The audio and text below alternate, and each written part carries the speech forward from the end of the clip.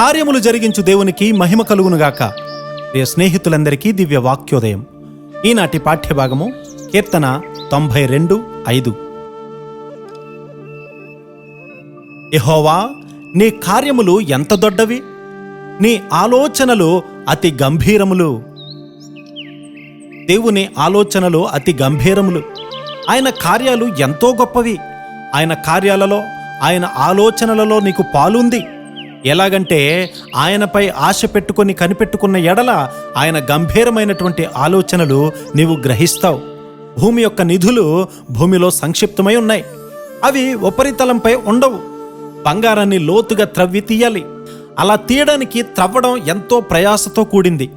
ఎంతో విలువైన చమురు కూడా భూమి అగాధాల్లో నుండి వెలుపలకు తీస్తారు. అలాంటి చమురు బావులను కలిగి ఉన్నవారు కోటీశ్వరులుగా ఉన్నారు కదా. నీ కొరకు, నీ పొరుగువారి కొరకు దేవునికున్న ఆలోచనలు లోతుగా తరచి తెలుసుకుంటే గనుక ఆత్మలో గొప్ప ధనికుడు అవుతావు.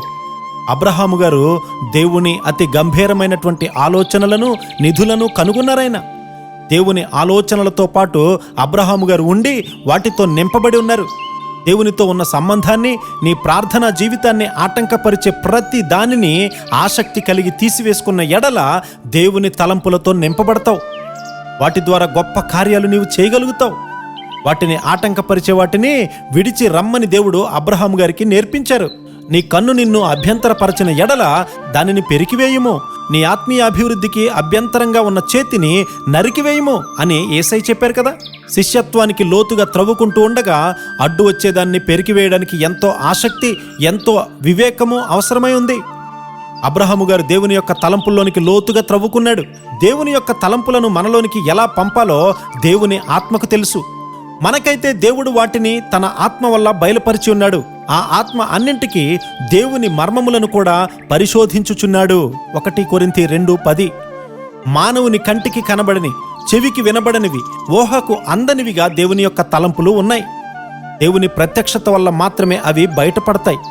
దేవుడు తనను ప్రేమించే వారి కొరకు ఏవి సిద్ధపరిచారో అవి కంటికి కనబడలేదు, చెవికి వినబడలేదు, మనుష్య హృదయానికి గోచరము కాలేదు. ఆయన తలంపులలో నిన్ను నింపి నీ జీవితంలో అవి నెరవేరునట్లు, ఆయన గొప్ప కార్యాలు నీ జీవితంలో చేయనట్లు ఆయన కోరుతూ ఉన్నాడు. అట్టి కృపాధన్యత మనందరికీ సమృద్ధిగా కలుగునుగాక. ఆమేన్.